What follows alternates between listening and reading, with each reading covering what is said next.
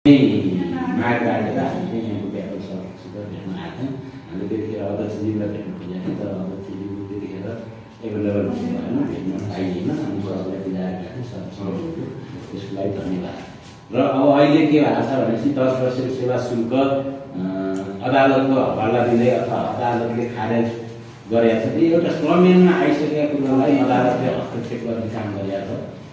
तर फेरि अदालतको आदेशलाई हामीले पनि मान्नुपर्ने भएको कारणले हामीले केही समय चाहिँ बोलाएर बस्नुपर्ने अथवा यसो केही विकास आउँछ कि भनेर कुर्ने अवस्था भएर हामी अलिकति चुनाएर बसेको अवस्था थियो। र अब अहिले आइपुग्दाखेरि यसले चाहिँ के गरिरहेको छ भन्दाखेरि स्वयं मजदुरलाई नै समस्या पारेको छ र व्यवसायहरूलाई पनि यसले कुनै न कुनै हिसाबले समस्या पारेको अवस्था छ।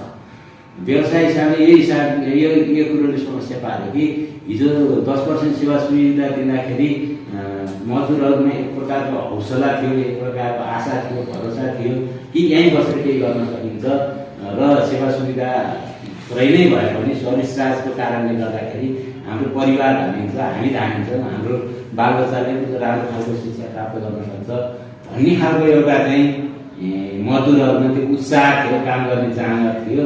र अहिले आएर चाहिँ के भइरहेछ भनेपछि मजदुरहरूमा तलबकै भरमा बेसी पत्र स्यालेरी नेपाल सरकारले तोकेको तलबकै भरमा अथवा रेसिडेन्सियल क्षेत्रमा त त्यो न्यूनतम तलब पनि कतिपय स्थानमा नपाइरहेको अवस्थामा यसले चाहिँ परिवार घरमा आफ्नो दैनिक हातमुख जोड्न पनि समस्या भइसकेपछि बाध्य भएर मजदुरहरू चाहिँ विदेश हिँड्नुपर्ने चाहिँ एउटा स्थितिको सिर्जना भएको छ, जसले गर्दा चाहिँ नेपालमा अहिले मजदुर चाहिँ ल्याक भइरहेको छ, सर्टेज भइरहेको छ।